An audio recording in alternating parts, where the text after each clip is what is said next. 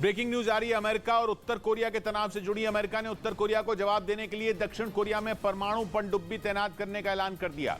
40 साल में ऐसा पहली बार हुआ है जब अमेरिका दक्षिण कोरिया में परमाणु पनडुब्बी तैनात करने जा रहा है। यह दावा अमेरिकी राष्ट्रपति बाइडेन के एक अधिकारी ने किया। उनका कहना है कि अमेरिका जल्द ही किम जोंग उन की धमकियों का जवाब देने के लिए दक्षिण कोरिया को परमाणु ताकत से लैस करने वाला है। मतलब अब अमेरिका दक्षिण कोरिया को परमाणु हथियारों का मुकाबला करने के लिए परमाणु हथियार मुहैया कराने जा रहा है।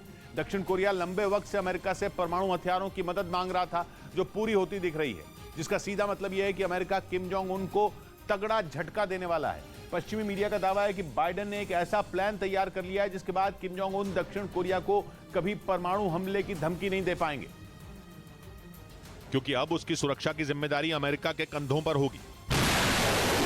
पश्चिमी मीडिया के मुताबिक अमेरिका दक्षिण कोरिया को एक ऐसी तकनीक मुहैया कराने की तैयारी में है जिससे उत्तर कोरिया के परमाणु हमले से बचा जा सके। अमेरिकी सरकार ने दावा किया कि बाइडेन जल्द ही दक्षिण कोरिया को किम जोंग उन के कहर से बचाने के प्लान से पर्दा हटा देंगे। मतलब जिस परमाणु बम की ताकत से किम जोंग उन दक्षिण कोरिया को डराते आए हैं, वो अब किसी काम का नहीं रह जाएगा। क्योंकि सारी दुनिया ये बात जानती है कि अगर अमेरिका ने दक्षिण कोरिया की सुरक्षा की जिम्मेदारी ले ली तो किम जोंग उन सिर्फ हाथ मलते रह जाएंगे। यही वजह है कि वो कई बार दक्षिण कोरिया को अंजाम भुगतने की चेतावनी दे चुके हैं। कुछ महीनों पहले ही उन्होंने दक्षिण कोरिया को अमेरिका से नजदीकियां बढ़ाने की कीमत चुकाने की धमकी दी थी और फिर अपने देश में एक के बाद एक कई मिसाइल टेस्ट किए, जिससे दक्षिण कोरिया की धड़कनें तेज हो गई। किम जोंग उन की इन खतरनाक मिसाइलों की धमक से दक्षिण कोरिया को हमले का डर सताने लगा, क्योंकि वो ये बात अच्छे तरीके से जानता है कि अगर किम जोंग उन का दिमाग खराब हुआ तो वो परमाणु हमला भी कर सकते हैं। यही वजह है कि अमेरिका ने दक्षिण कोरिया में अपनी मौजूदगी बनाए रखी।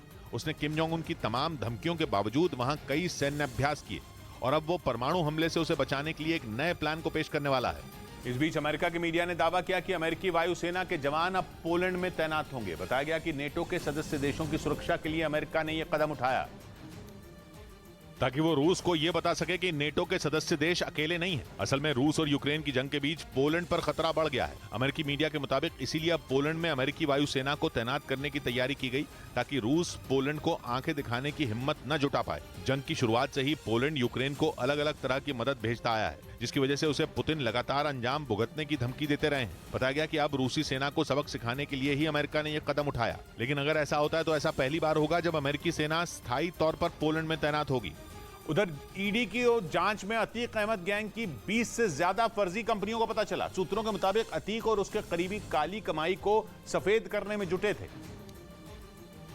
जिसके खिलाफ ईडी ने कार्रवाई शुरू कर दी। सूत्रों के मुताबिक इन फर्जी कंपनियों को मुंबई और कोलकाता में रजिस्टर कराया गया, जिनमें वसूली और जमीन के कारोबार से जुटाए पैसे लगाए गए थे और इन संपत्तियों से जुड़े सबूत अतीक के ठिकाने पर हुई छापेमारी में भी मिले। जांच अधिकारियों को अतीक और उसके गिरोह के पास 150 करोड़ की बेनामी संपत्ति